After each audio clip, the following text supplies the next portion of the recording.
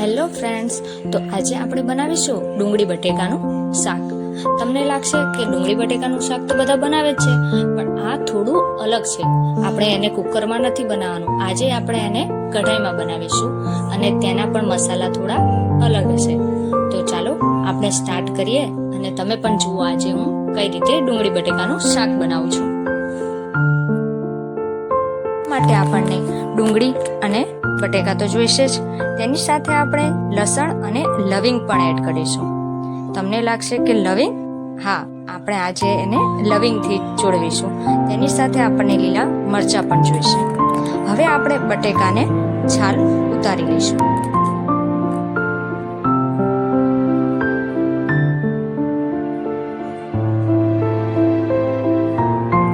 બટેકાની છાલ ઉતરી ગયા બાદ તેને સારી રીતે ધોઈ લઈશું અને તેને પતલી પતલી સ્લાઇસમાં કટ કરી લઈશું.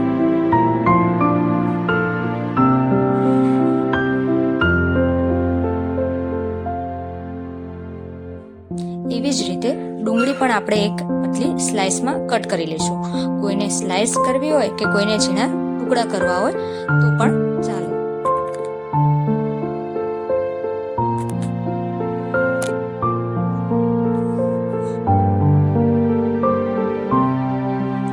તેમાં આપણે ઝીણી મરચી પણ સમારી લઈશું.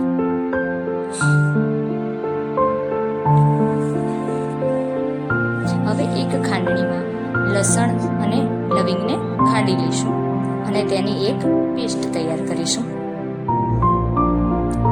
આ છે પેસ્ટ અને આપણે કોઈ ગ્રેવી નહીં, પણ આનાથી જ તેનો વઘાર કરવાનો છે.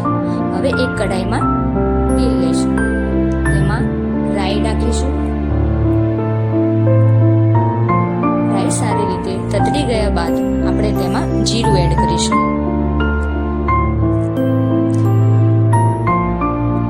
જીરું પણ સરસ રીતે ગરમ થઈ ગયા બાદ હવે તેમાં આપણે હિંગ એડ કરીશું અને ત્યારબાદ આપણે જે લસણ અને લવિંગની પેસ્ટ બનાવી હતી તે નાખી દઈશું અને તેને ખૂબ સારી રીતે હલાવી લઈશું. હા, પણ તેનું ધ્યાન રાખવું કે લસણ બળે નહીં.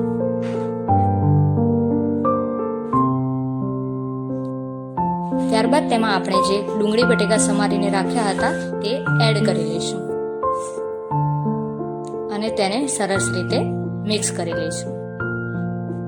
આમાં આપણે કોઈ પાણી એડ કરવાનું નથી, તેના લીધે આપણે આની અંદર તેલ થોડું વધારે રાખવું પડશે, એટલે કે થોડું ચડિયાતું રાખવાનું. હવે તેમાં મીઠું એડ કરીશું,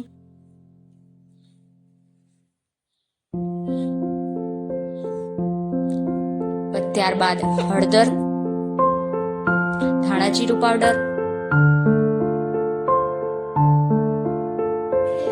લાલ મરચું પાવડર એડ કરીશું. ત્યારબાદ તેને ખૂબ સરસ રીતે મિક્સ કરી દઈશું.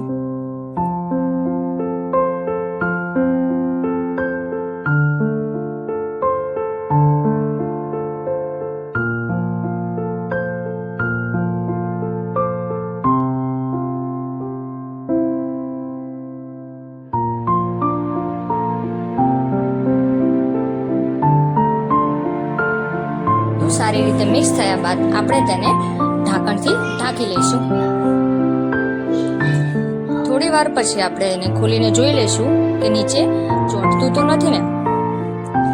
અને હવે તૈયાર છે આપણું શાક કે જે કઢાઈમાં બન્યું છે, એક પાણી વગર. તેની ઉપર આપણે ધાણા ભાજી એડ કરી દઈશું. તો તૈયાર છે આપણું પાણી વગર ડુંગળી બટેકાનું શાક. હવે તેને આપણે સર્વ કરીશું.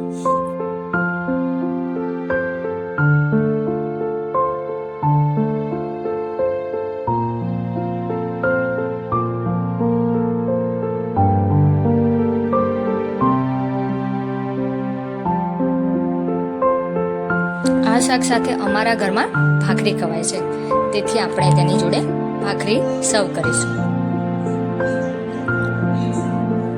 અને તેની સાથે મગની દાળની ખીચડી. અને તે ખીચડીમાં પણ ઉપરથી જે ઘી એડ કરીશું અને તે ખૂબ જ સરસ લાગે છે.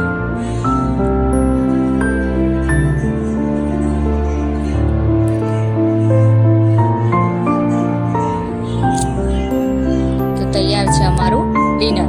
અને તેમાં પણ આપણે બટેકા ડુંગળીનું શાક, ખીચડી અને ભાખરી અને છાશ સાથેની ફૂલ થાળી. Thank you.